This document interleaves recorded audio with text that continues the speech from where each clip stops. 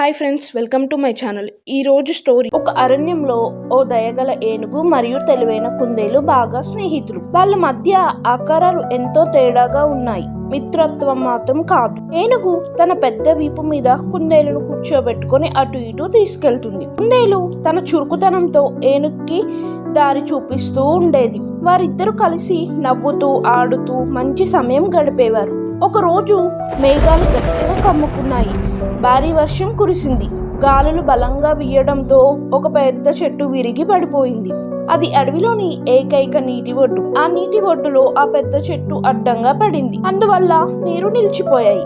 జంతువులందరూ భయాందోళన చెందారు.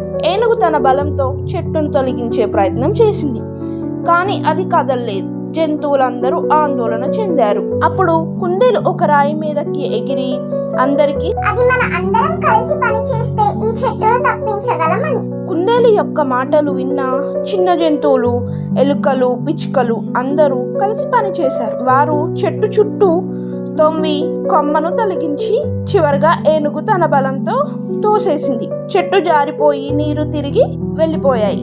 అందరూ సంబరపడ్డారు. ఏనుగు స్నేహంతో నవ్వుతూ కుందేలుని చూసి, బలం ఒక్కటే కాదు, తెలివితేటలు కూడా ముఖ్యం అనింది. కుందేలు చిరునవ్వుతో, నీ బలం మాకు ధైర్యం ఇచ్చింది అనింది. ఆ రోజు నుంచి అడవిలో జంతువులందరూ ఏనుగు కుందేలు స్నేహాన్ని చూసి ఆశ్చర్యపడ్డారు. అసలు స్నేహం అంటే పరస్పరం సాయం చేసుకోవడం అని వారు అర్థం చేసుకున్నారు. ఈ కథ నీతి: స్నేహం అనేది బలం. తెలివితేటలు కలిగినప్పుడు మరింత శక్తివంతంగా అవుతుంది.